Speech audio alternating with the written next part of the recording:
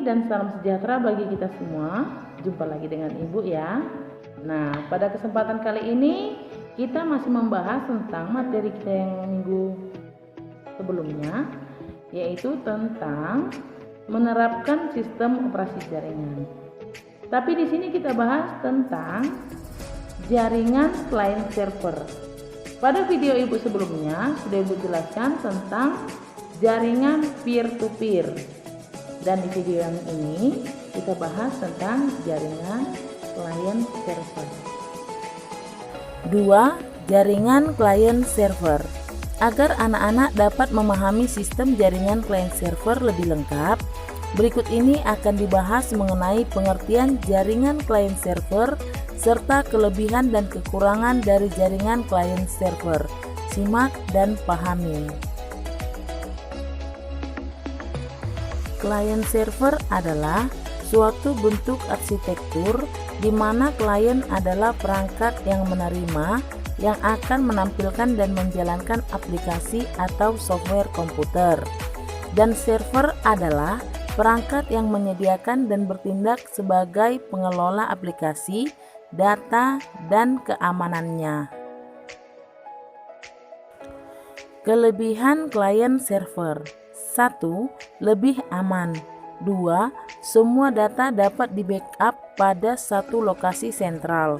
3. Kecepatan akses lebih tinggi karena penyediaan fasilitas jaringan dan pengelolaannya dilakukan secara khusus oleh satu komputer atau server yang tidak dibebani dengan tugas lain sebagai workstation.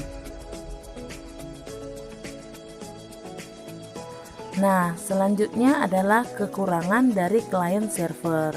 Ada 3, yaitu 1. Membutuhkan administrator yang handal. 2. Pelaksanaannya mahal. 3.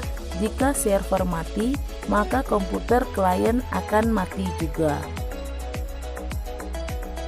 Berikut ini adalah gambar dari jaringan client server.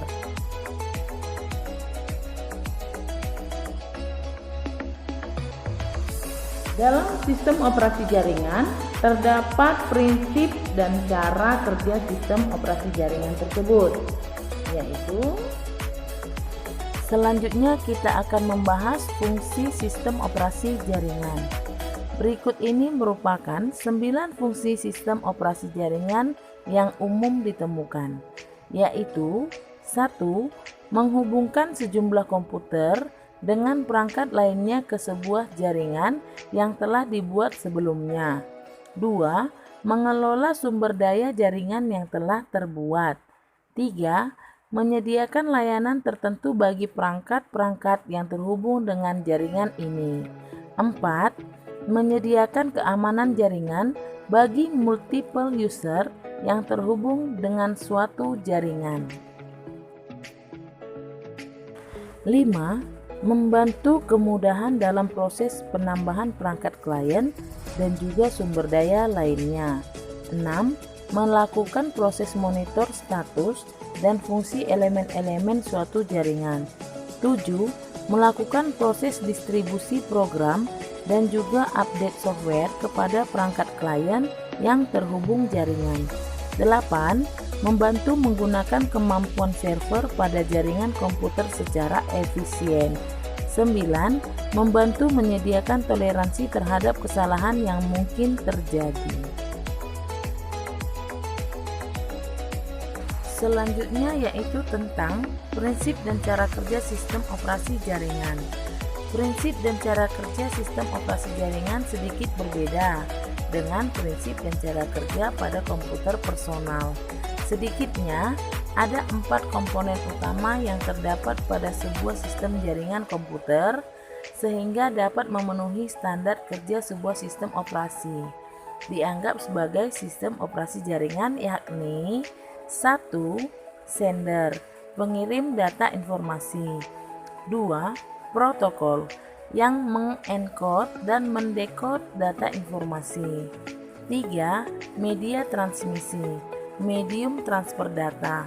Dan 4. Receiver, penerima data informasi. Demikianlah materi kita pada pagi hari ini. Ibu harap kalian semua dapat memahami materi kita. Oke, jangan lupa tonton video Ibu selanjutnya. Selamat pagi.